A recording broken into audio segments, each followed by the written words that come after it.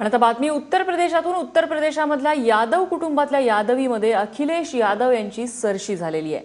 कारण अवघ्या 12 तासात अखिलेश आणि रामगोपाल यांचं निलंबन मुलायम सिंग यांनी मागे घेतलंय। इतकंच नव्हे तर शिवपाल आणि अखिलेश या दोघांनाही जाहीर केलेल्या उमेदवारांच्या याद्याही रद्द करण्यात आलेल्या आहेत। त्यामुळे आता नव्याने मुलायम आणि अखिलेश तसंच शिवपाल हे उमेदवारांची निवड करणार आहेत। काल अखिलेश आणि रामगोपाल यांचं निलंबन केल्यानंतर उत्तर प्रदेशात शिवपाल यांच्या विरोधातलं वातावरण तापलं होतं। तसंच आज सकाळी अखिलेश यांनी बोलावलेल्या बैठकीला 218 आमदारांपैकी तब्बल 207 आमदारांनी हजेरी लावली। तर मुलायम यांच्या घरी केवळ 11 आमदार आणि शिवपाल यादव उपस्थित होते। त्यामुळे पक्षावर अखिलेश यांची पकड मजबूत असल्याचं चित्र स्पष्ट झालंय। त्यानंतर मुलायम आणि अखिलेश यादव यांच्यात बंद दाराआड चर्चा झाली आणि अखेर या यादवीवर पडदा टाकण्यासाठी नवा फॉर्म्युला काढण्यावर शिक्कामोर्तब झालं। अखिलेश यांचं निलंबन मागे घेतल्यामुळे यूपीतला घटनात्मक पेच सुद्धा निकाली निघालाय।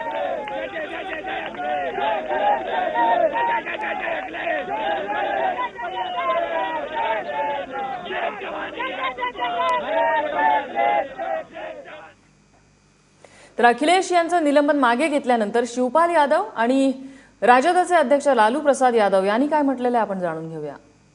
नेताजी के पास में मुख्यमंत्री अखिलेश यादव और हम लोग आजम भाई से लेकर के अभी बैठे थे, तो नेताजी का मुझे आदेश मिला है कि अखिलेश यादव और श्री राम गोपाल जी को तत्काल प्रभाव से अभी बहाल किया जाता है और उनका निष्कासन रद्द किया जाता है। और सभी हम सब लोग मिलकर के सांप्रदायिक ताकतों से सब लोग मिलकर के लड़ेंगे। अब सभी बातें खत्म हो गई हैं, सब लोग मिलकर के चुनाव में जाएंगे और पूर्व बहुमत के उत्तर प्रदेश में पुनः फिर सरकार बनाएंगे। हमको काफी खुशी हुई कि मामला सेटल हो गया। हम होपफुल थे ही, पहले भी आपको हम बताए हैं, और समाजवादी पार्टी की सरकार वहां बनेगी। उसमें और गठबंधन हो जाए कांग्रेस पार्टी से और बेहतर हो जाएगा, हम लोग को भी आसान रहेगा और अच्छी बात है। अच्छा पहल हुआ और सब ठीक हो रहा है। सर, आप चाहेंगे कि आगे भी मिलजुल कर अच्छे से लड़ें? हाँ, मिलजुल के पूरा मिलजुल के लड़ेंगे लोग, अब नहीं लड़ेंगे लोग। दरम्यान कार्यकर्त्यांच्या काय भावना आहेत या संदर्भात अखिलेश यांचं निलंबन मागे घेतल्यानंतर आपण पाहूया प्रशांत कदम यांनी घेतलेला हा आढावा। यूपीच्या राजकारणामध्ये क्षणाक्षणाला तापत गेलेलं वातावरण आता अचानक शांत झालेलं आहे। जेव्हा शिवपाल यादव यांनी निलंबनाची घोषणा जी आहे ती मागे घेतलेली आहे।